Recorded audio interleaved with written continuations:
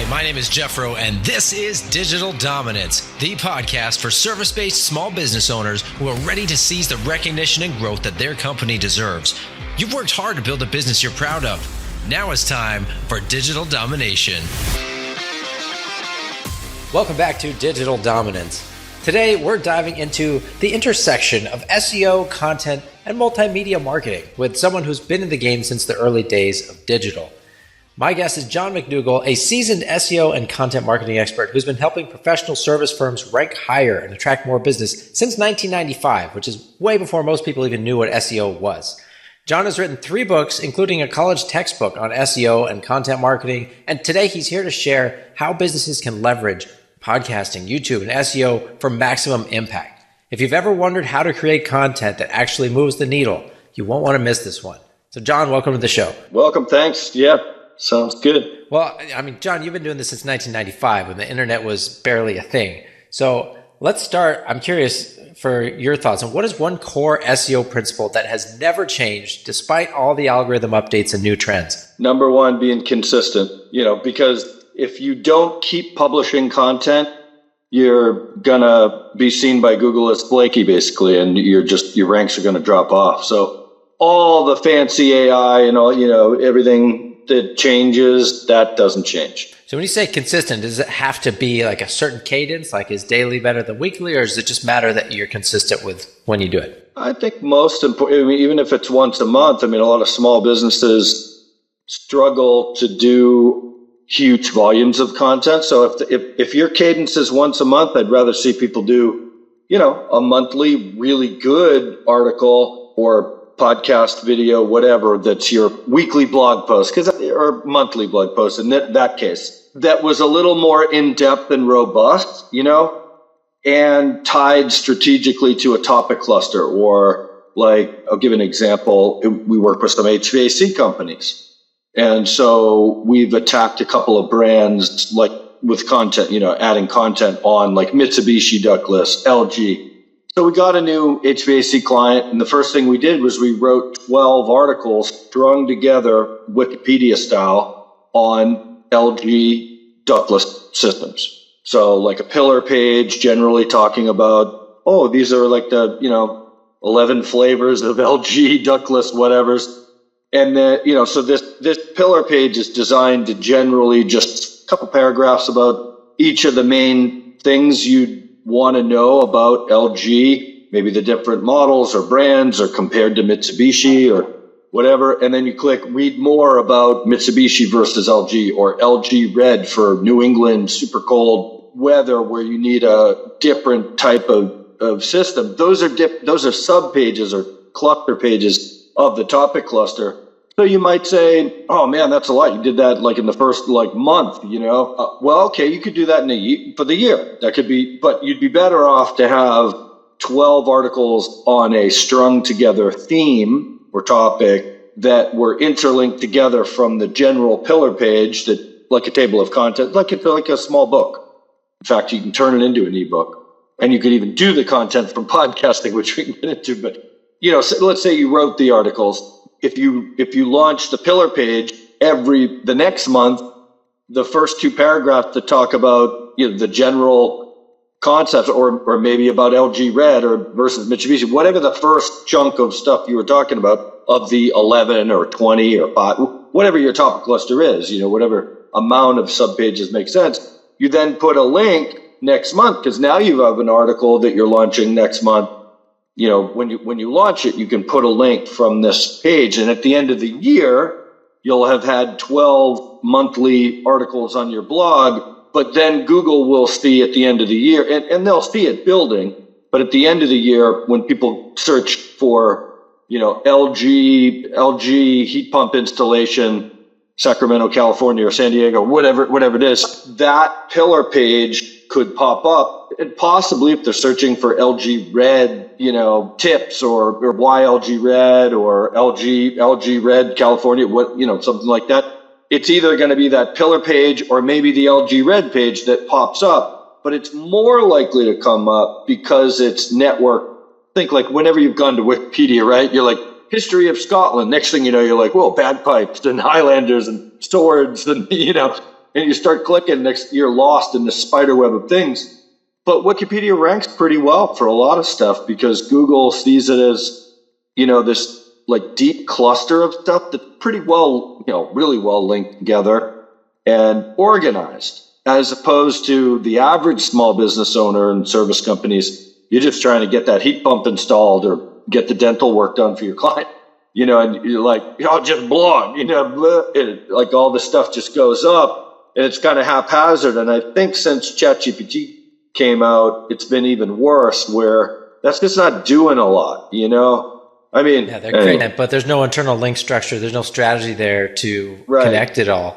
So it's just kind of throwing spaghetti at the wall. Yeah, and sometimes we're even guilty of it because we have clients that pay us for 15 articles a month, 13 articles a month, and you say to the writer, okay, do 12 on LG, let's do this topic. You really map it out, and then you kind of get a little lazy and you're like, hey, write it. Okay, another 10, give me a 10 more. Like, what do you want them on? Pick something, like you pick, I mean, the best thing is when you're really brainstorm together and map it out, but sometimes it doesn't happen.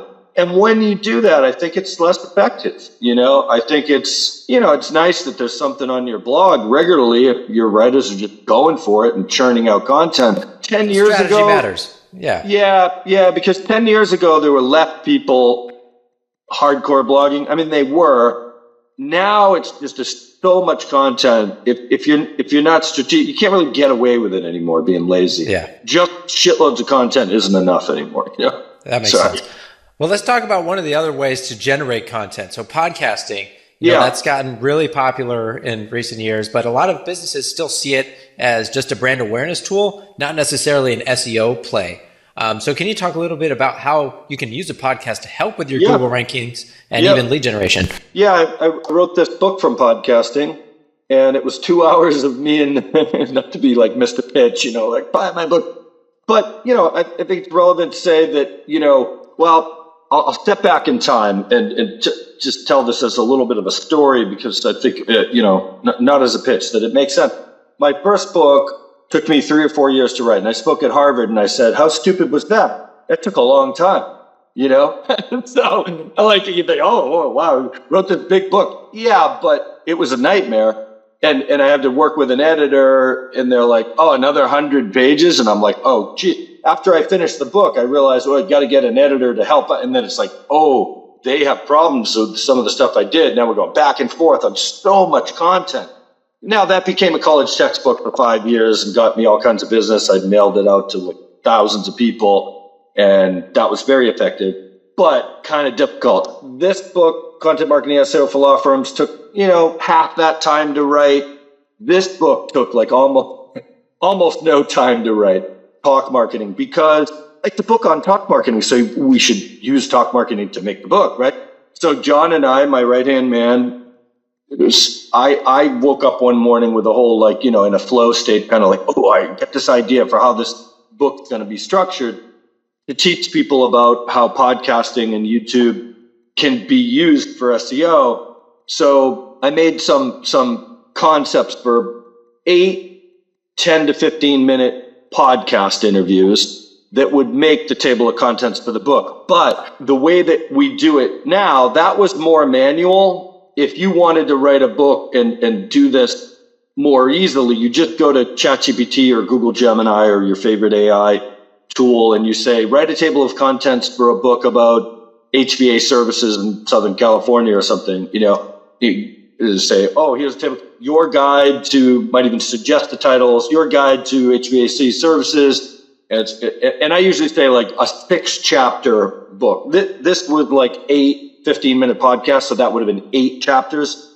The average small business owner, I say, think about developing blog content like, okay, the next 6 piece of the content, it's a good little chunk because you can do an hour and a half without burning out pretty readily. I mean, in our average lawyer, dentist, HVAC company can do this, especially when they get the hang of it. They'll, I have a dentist who might knock out 10 podcasts in a couple hours, pretty amazing. The average person after 6, like kind of a long hour and a half or 2 hours, but it's quite realistic to say, okay, ChatGPT, give me the table of contents for a 6-chapter, ebook about, HVAC services and installation for Southern California. Okay, bang, it's going to spit it out like, how AI works, like shocking, like pretty good concept.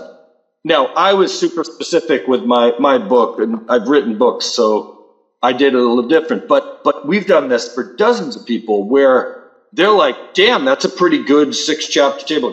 Cool, let's go with that. Maybe tweak it a little bit. And then you follow that up with, even if you tweak it and throw it back into AI and say, hey, here's a cleaned up version. Now give us 5 podcast questions for each of the 6 chapters. It spits it out. Yeah. And then usually the AI comes back with like these 2-part kind of long podcast questions. I like to just cut them in half or like shorten them up a little bit. And John, my right-hand man, does our podcasting with clients. But, that's pretty effective. Like for the average small service business owner, really, I mean, we've done it with big companies too. But, you can pretty quickly get this little 6-chapter or 6-part chunk of content that that if you choose after you do the hour and a half of 6 15-minute little mini podcast interviews about the 6 topics in the book, those can be given to a writer to turn it into either just use AI like just script to get the transcript and then put those up individually as blog posts so that Google sees the SoundCloud player or whatever Libsyn, whatever player, the transcript underneath it. And if you want to write like nicer show notes and put a little plus minus sign for the transcript, if that's, looks nicer, you can do that. You can have the writer clean up the transcript to make bold headings so the questions aren't just all like a big wall of text. That's kind of the process. Like, you're going to get 6 blog posts out of it. Why not make it an ebook too while you're at it, right? And a topic cluster. So back to what we first started talking about. So be strategic, kill 5 birds with 1 stone. You're going to make a little ebook. Later, again, you're going to give the 6 audio files with the video too. You can give to your agency like you, or if people want to use people in the Philippines and have it done, super cheap, or maybe they want to learn it themselves. You can teach them Audacity or iMovie or whatever, or just say, to your agency, if you don't want to do it yourself, say, hey, if you're paying for SEO $500, $1,000, $2,000, $3,000 a month, a lot of the agencies at that level don't do an awesome job. They might do okay, but they might be kind of keyword stuffing or getting bad links and things like that. But if you come in and say, hey, if you like them and they're pretty technical and they keep things together on your site, maybe they write some content, say, hey, I'm going to knock out this hour and a half every other month, and I'm going to give you access to Riverside or Squadcast. You log in, download the audio and video files, turn that into a weekly blog post with the podcast player, the transcript, and then, you could make a short out of each of the 5 questions. You can make a summary video. So it's like 6 videos for every podcast. They're not like the best videos on YouTube, but so anyway, so that's really kind of what we call talk marketing, is like the average service company knows what they're talking about. They're passionate about what they do. They're not going to sit down and write. And even if the agency's writing, the agency or they can supplement the content pretty effectively with this strategy and generate topic clusters of content that gets you through the whole year with an hour and a half of talking every month. And then you end up with ebooks, with blog posts, with videos. Anyway. All right. That's a great strategy for business owners to create a bunch of content, and then they have multiple ways to repurpose it, like you talked about.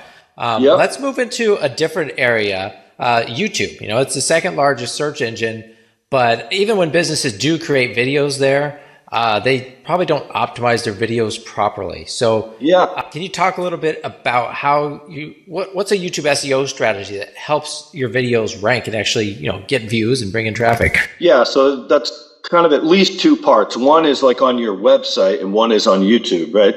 So number 1, Google likes video, and I think it's almost not really optional if you're into SEO these days to like, well, maybe we'll do some YouTube.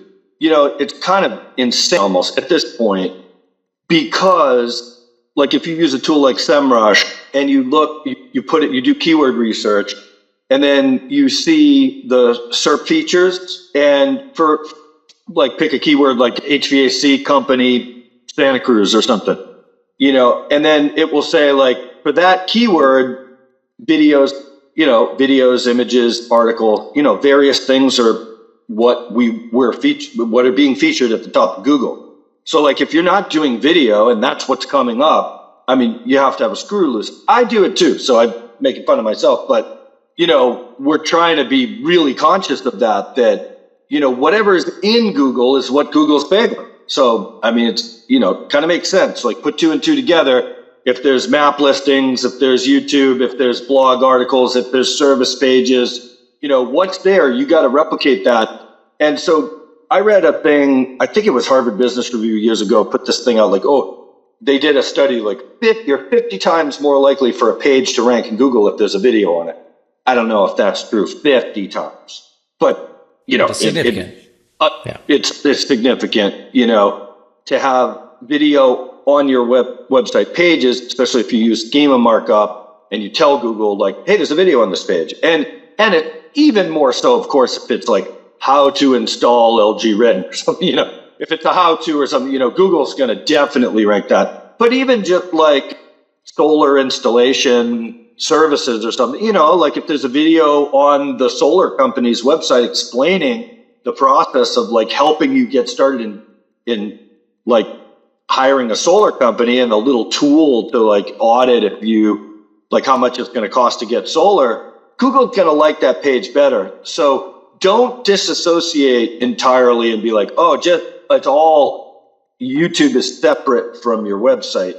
That's what we try and start with, because we come at it not from like we're the best YouTube people. We come at it from we've been for 3 decades since 95. 96 is when I took an SEO class, 95 selling websites, but trying to get people in Google. And so we're SEOs first, YouTubers second. There are certainly people way better than me at YouTube. But so we have an HVAC company as another example where the owner was phenomenal. Like he would podcast, we could show up and do video, and he had a huge showroom with all these examples of Mitsubishi ductless systems. And so before we show up to do the video, we pick the keywords. So number one, don't even shoot video till you pick keywords, because when what are the steps to optimize? So the next step is on YouTube and YouTube Studio. Like you got to make a title for your video, right? Of course, everything's got to have a file name and a title. That's anything you optimize is going to have that. But people, it's unbelievable how many YouTube channels we come to where small professional service companies, and they have these like half-assed names of their videos, like here's Joe on Thursday, like that's the title, you know what I mean? But we did one that was how to use the Mitsubishi ductless remote control. We have 1 million views on how to use the remote control. It's insane. Like we weren't even hoping for that. We're at over 2 million views for this HVAC company. And we started with just talking head videos around keywords. We show up kind of like the podcast thing, like we're making topic clusters with a main keyword and all these sub keywords. We're doing all these audio interviews. Then we move to video. Sure, there's video from the podcast, but we like to get real, in quotes, real video too. So in-person video are always done with keywords in mind, script or no script. If people are good without a script, that's better. If necessary, we'll write a script and use a teleprompter. And then you upload it to YouTube Studio, and it's so much easier because the title is already like how to use the Mitsubishi ductless remote control. We know that people search for that. So putting it in the title is both a value proposition, like you're going to learn something people are looking for, and a keyword. So that's probably number one. Then, a description. Big mistake people make with the descriptions linking to their website, because social media, they want you to stay on YouTube. Like YouTube wants to stay there, Facebook wants to stay there. Early social media, we're all the SEOs were like, oh, great, another way to promote our link bait, so click from Facebook, click from YouTube, go to the client's website, unless you're really established. And again, I don't consider myself the leading YouTube guy of its own right, but that's my understanding of the algorithm, is that unless you're really established, a link from your description can hurt you. So we're really hesitant to do that. Even the clients like, oh, of course, put the sale in there, put the coupon. Or the other thing is like, putting the spinning logo at the beginning. We used to put the, title bar, client logo, like at the beginning of a YouTube video, like, Joe's Plumbing and Heating. And then it's like, then Joe comes in. Those days are gone. Like, you've got to jump like right in with like trying to figure out your remote. Here's how you do. You got to like start. You got to start right away. And so put keywords in the title. Put a description with some keywords. Make a good about us page on your YouTube channel that says like, come back every week for one long and one short video a week, or whatever it is.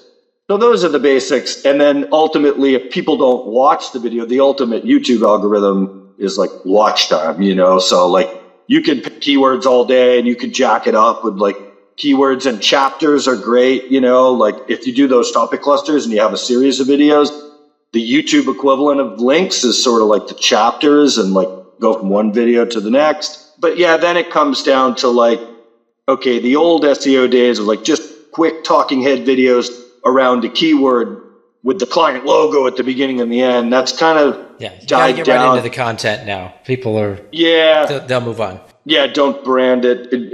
Don't worry about the brand. They're on your channel, so they'll, you can say little things like subscribe, tiny bits after. Anyway. Yeah.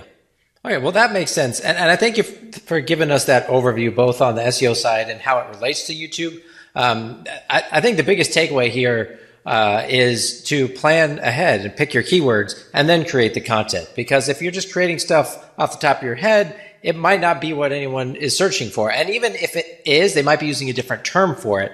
So you want to make sure you're using the right term that people actually are typing into Google. Otherwise, it's going to miss. So if you want it to rank, you got to just plan ahead, do some keyword research, and then make your stuff. And a quick add-on to that is to use SEMrush or any tool like that and put your competitor's URL in and then export their keywords. So I'll put in like 4 competitors or 5, and I can export up 50,000 keywords.